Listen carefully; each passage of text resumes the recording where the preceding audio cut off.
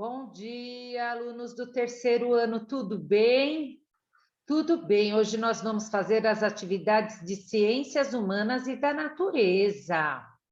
Então, pegue o seu livro lápis e borracha, e vamos iniciar as atividades. Abra o seu livro lápis.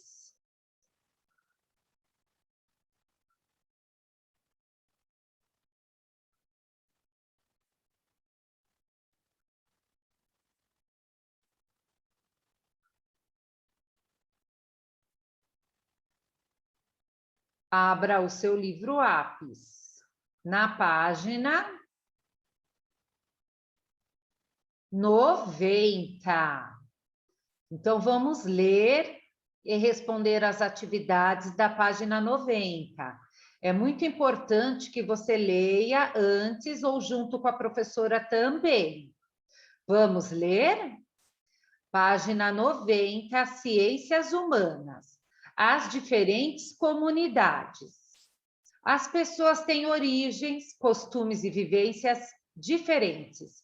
Esses aspectos são importantes para reconhecermos a identidade de um grupo social ou de um povo.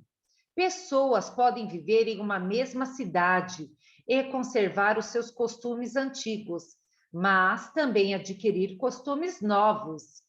Essas pessoas, embora diferentes entre si, devem procurar ter uma boa convivência. Observe as fotografias abaixo. Fotografia 1, quadrilha de festa junina. Fotografia 2, casa em área rural com antena parabólica. Atividade 1. Qual fotografia apresenta um costume que era do campo e agora também pertence à cidade? O que ela retrata? A fotografia 1, ela retrata a festa junina, uma comemoração tipicamente do campo que foi adotada pela cidade, que hoje é muito, comemorada na cidade também. Página 91. Número 2. Página 90, número 2.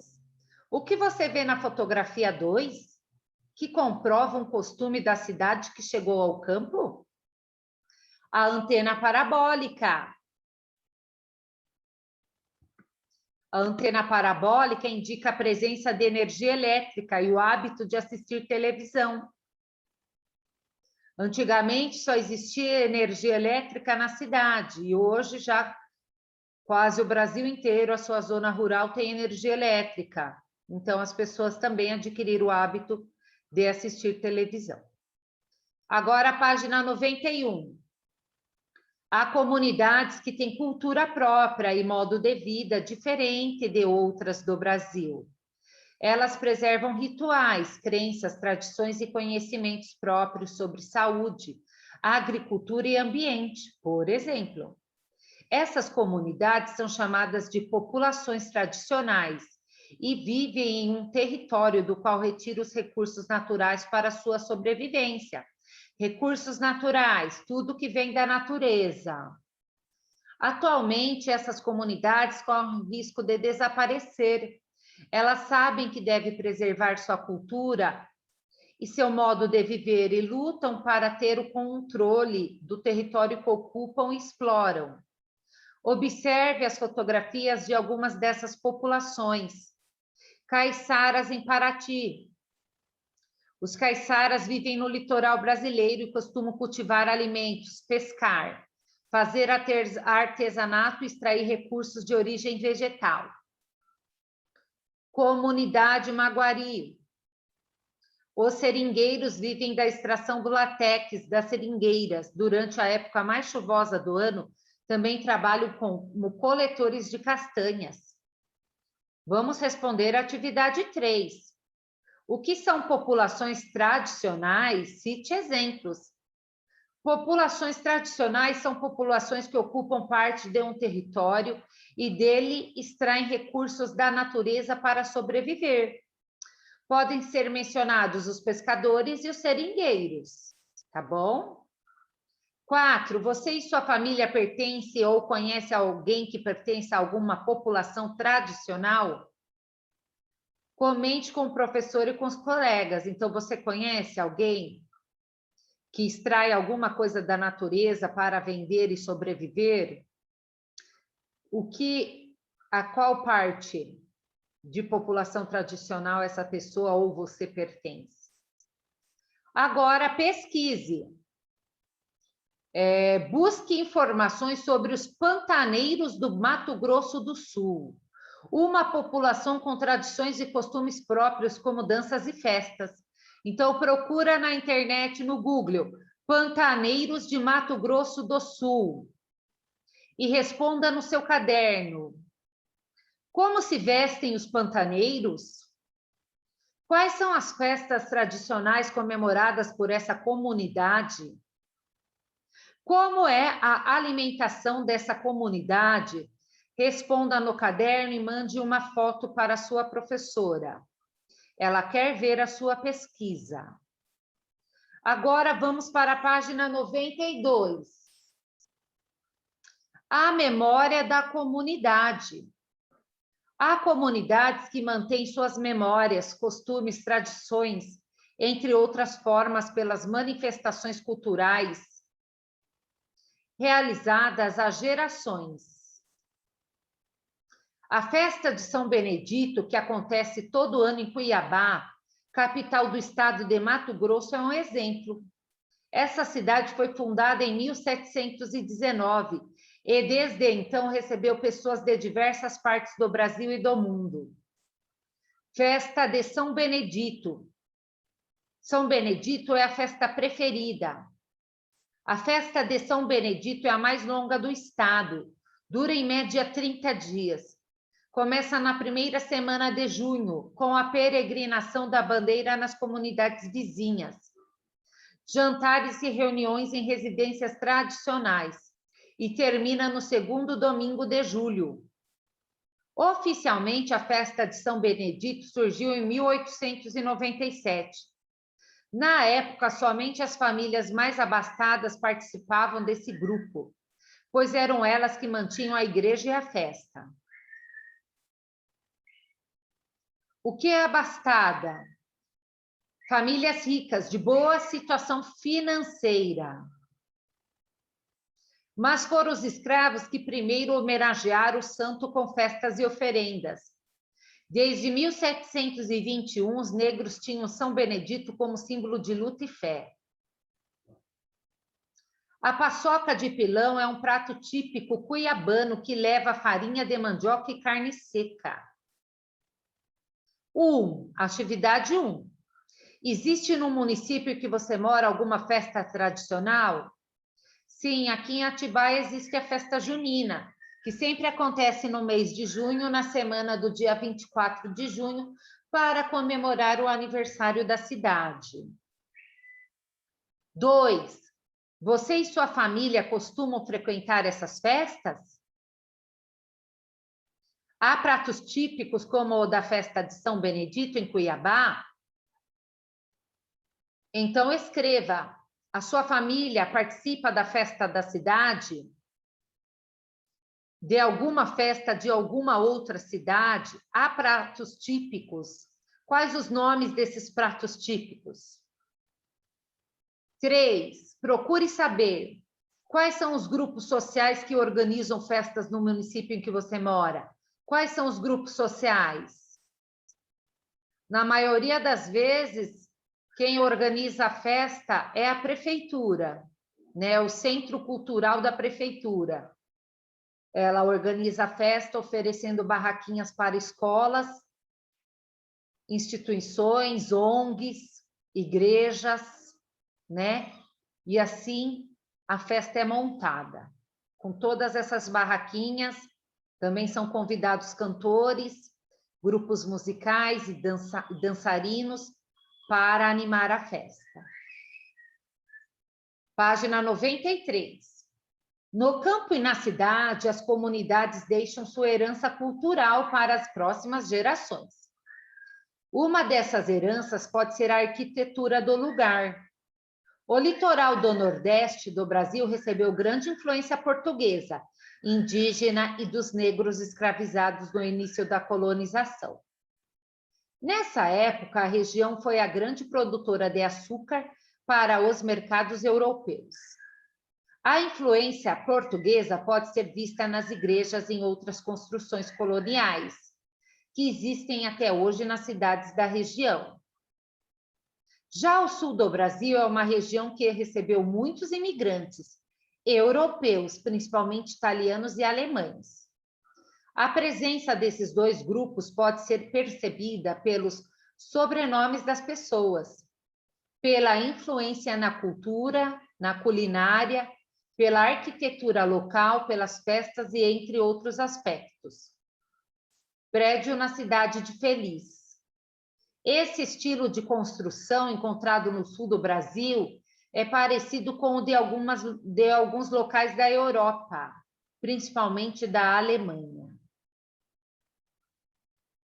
Movimentação durante festa tradicional de descendentes de alemães nas ruas de Blumenau, no estado de Santa Catarina. 4. Com a ajuda do professor, converse com os colegas sobre sua comunidade. Ela recebeu algum grupo social que deixou marcas na sua arquitetura? Atibaia recebeu algum grupo social? Atibaia tem uma grande colônia japonesa, né? Então, talvez a colônia japonesa tenha deixado em alguns locais marcas da sua arquitetura. Agora vamos para a atividade de Ciências da Natureza, página 124. Ciências da Natureza. Observar os astros e os seres vivos e ver o tempo passar. Leia a história e responda as questões. O nascimento da Lua. Então, acompanhe a professora na leitura. Leia você também novamente este texto para você treinar a leitura. Muito tempo atrás, durante a noite, tudo era negro e os animais tinham medo da escuridão. Então, eles pediram ao sol que os iluminasse também durante a noite. Eu não posso, respondeu o sol. Preciso clarear o outro lado da terra. Mas, quem sabe? Tive uma ideia. Olhem para o céu esta noite e terão uma surpresa. Os animais ficaram impacientes. Quando a noite chegou, descobriram no céu uma fatia de luz. Viva! Exclamaram. Oh, muito obrigado, sol. Na manhã seguinte, o sol perguntou aos animais se estavam satisfeitos. Sim, eles responderam. Mas será que você poderia aumentar um pouco mais a fatia de luz? Vou tentar, respondeu o sol. E naquela noite a fatia de luz cresceu um pouco. E a cada noite a fatia de luz crescia e crescia, até se tornar uma bela lua, bem redonda. O nascimento da lua, de Kobe-Hou. Atividades, vamos responder? 1. Qual fonte de luz ilumina o dia? Responda aí no seu livro ou no seu caderno com a letra bem bonita. O sol. 2. O que o sol quis dizer com preciso clarear o outro lado da Terra? Ele quis dizer que a Terra tem um formato parecido com o de uma esfera. E o sol não ilumina toda a superfície de uma única vez. Por isso que o dia é dividido em dia e noite. Agora, atividade 3. Você já observou o formato da Lua mudar a cada noite? Conte o que viu. Então, responda aí no seu caderno o que você viu. Você já observou o formato da Lua mudar? Conte o que você viu. Escreva no seu caderno. Agora, vamos para a atividade da página 125. O que vemos no céu de dia e de noite? O céu é sempre igual, ou ele muda conforme o período do dia. Você já viu a lua no céu? Era dia ou noite? Nas noites de céu limpo, podemos ver vários corpos celestes, como as estrelas, alguns planetas e a Lua. 1. Observe o desenho do céu noturno feito por uma criança. No espaço ao lado dele, faça um desenho acompanhado do adulto responsável por você, do céu noturno do bairro onde você mora. Então, olha só o desenho, né, dessa criança. E agora é a sua vez. Você vai observar o céu à noite e depois você vai desenhar como o céu estava. Desenhe. Agora, atividade 2. Analise a fala da criança. Você concorda com o que ela diz ou não? Explique sua resposta. Olha o que a menina diz. As estrelas podem ser as mesmas, mas a posição delas no céu pode ser diferente. Isto está certo ou não? Sim, as mesmas estrelas podem ser observadas em diferentes posições, de acordo com o horário e o local. Então, a menina está correta. Agora, vamos para a página 126. Agora, vamos explorar o céu de dia e de noite. Reparem na posição dos corpos celestes nas ilustrações desta página e da página seguinte. Procure identificar a posição de um conjunto de estrelas, como o Cruzeiro do Sul. Com o passar das horas, esse conjunto de estrelas é visível em diferentes regiões do céu. Esse espetáculo noturno termina quando a luz do sol começa a surgir, e é o dia que está chegando. Nossa visão do céu começa a mudar. Com os primeiros raios da manhã, conseguimos distinguir somente os corpos com um brilho mais intenso.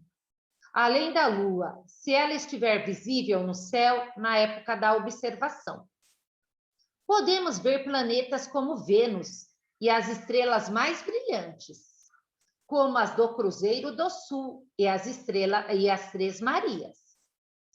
À medida que o dia avança, a luz do sol se intensifica. Então, perdemos de vez a visão das estrelas e dos planetas. Além das nuvens e do sol, somente a lua, com um forte brilho, dependendo da época do mês, ainda pode ser visível no céu. Então, aqui, o que temos aqui? A lua. Escreva aí na página 126, lua. Aqui, o que temos aqui? O sol. Escreva aí, sol. E aqui, essas três estrelas, como são chamadas? Três Marias.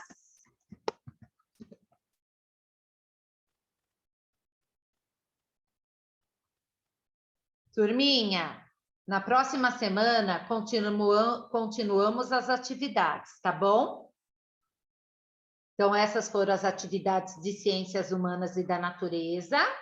Não se esqueçam de fazer a atividade do ensino religioso, que está na apostila da sequência didática 10, tá bom? Nas últimas páginas.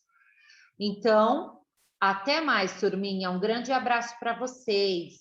Me mandem fotos das atividades, tá bom? Tchau, tchau.